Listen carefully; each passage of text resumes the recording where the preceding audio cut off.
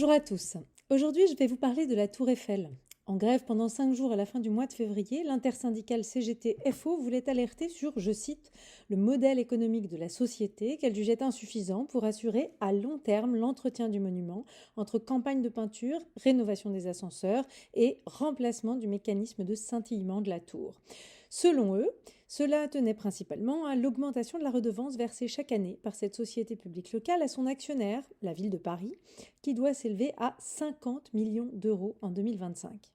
Alors comment la ville de Paris peut à la fois arriver à une situation où les salariés dénoncent le mauvais entretien du site, la rouille sur certaines parties de la tour, où la redevance augmente à ce point et où le billet de la tour Eiffel lui-même a augmenté de 100% entre l'été 2017 et l'été 2024, et en passant donc de 17 euros pour un billet adulte pour le sommet en ascenseur à l'été 2017, à près de 30 euros aujourd'hui, et à plus de 35 ou 36 euros à l'été 2024.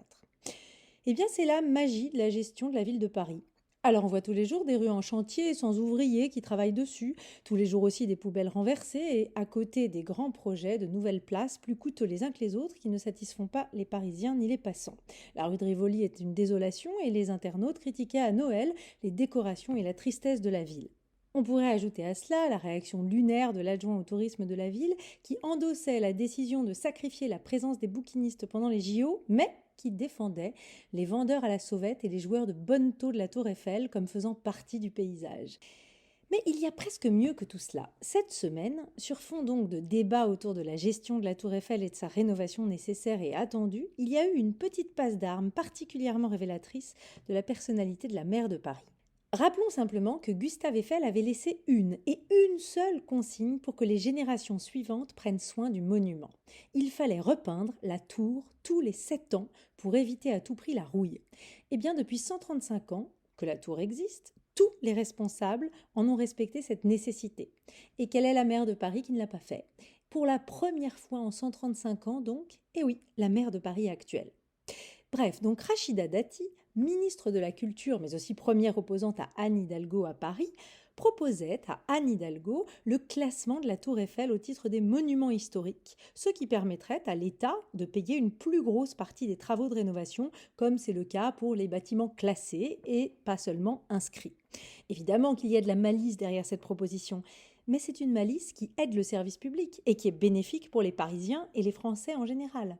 Une malice utile. Eh bien, quelle fut la réaction d'Anne Hidalgo? Non.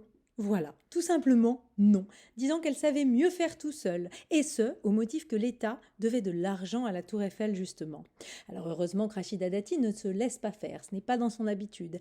Elle a pu expliquer rapidement que l'État payait quand les travaux étaient faits et non en avance, ce qui est vrai et qui compliquait encore un peu plus la vie de la maire de Paris, puisque cela prouvait encore davantage que même les travaux déjà prévus n'étaient pas faits dans les temps. Allez, en espérant que les touristes qui viendront pendant les JO ne nous en tiennent pas trop rigueur et que Paris et sa mairie réussissent d'ici là à faire une meilleure impression. Bonne semaine sur RCJ.